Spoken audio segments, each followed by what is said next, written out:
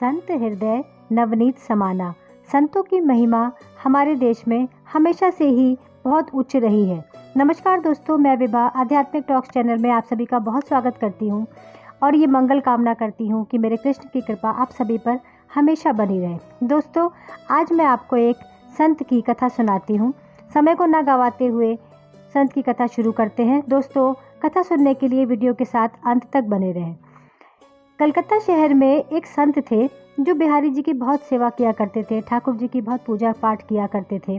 एक बार उनके मन में विचार आया कि वृंदावन होके आता हूँ, कहीं मेरे शरीर ने मेरा साथ न दिया तो ये कामना मेरे मन के साथ ही चली जाएगी। तो उन्होंने वृंदावन आने का फैसला लिया। वृंदावन आए, घूमे फिरे, 2-4 दिन रहे। फिर जाने का दिन निश्चित हुआ। जब जाने की बारी आई तो उनके मन में विचार आया कि क्यों ना यहाँ से प्रसाद खरीद के चढ़ा लूँ और ले जाकर प्रसाद को बांटूंगा।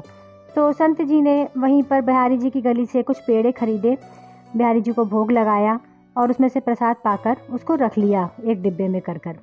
वापस स्टेशन आए, उनकी ट्रेन का समय हुआ। ट्रेन में चढ़े और अपने कलकत्ता शहर के लिए निकल पड़े। चलते चलते ट्रेन को शाम होने को आई तो उनके मन में विचार आया कि अभी तो पहुंचने में काफ़ी समय है, शाम का वक्त है, हाथ पैर मुँह धोकर संध्या वंदन करके वो प्रसाद पा लेता हूँ। उन्होंने ऐसा ही किया, हाथ पैर मुँह धोया, संध्या वंदन किया और प्रसाद पाने के लिए जैसे ही डिब्बे को खोला तो संत जी देखकर हैरान हो गए। उस डिब्बे में पेड़ों पर चींटियाँ लगी हुई थीं। उन्होंने चींटियों को इधर उधर करके 1-2 पेड़े पा लिए। उसके बाद जैसे ही डिब्बा बंद करने को आए, संत जी के मन में विचार आया कि ये चींटियाँ मेरे साथ वृंदावन से आ गई हैं। इनका जन्म तो वृंदावन में हुआ, लेकिन ये मेरे साथ साथ इस डिब्बे में यहाँ तक आ गई और ये कलकत्ता शहर चली जाएंगी। संत का हृदय वैसे ही बहुत कोमल होता है दोस्तों। उन्होंने सोचा कि ये पाप मेरे हाथों कैसे हो सकता है। चींटियों ने जन्म लिया वृंदावन की रज में, पता नहीं कितने जन्म लग जाएंगे उन्हें वहाँ पर वापस पहुँचने में।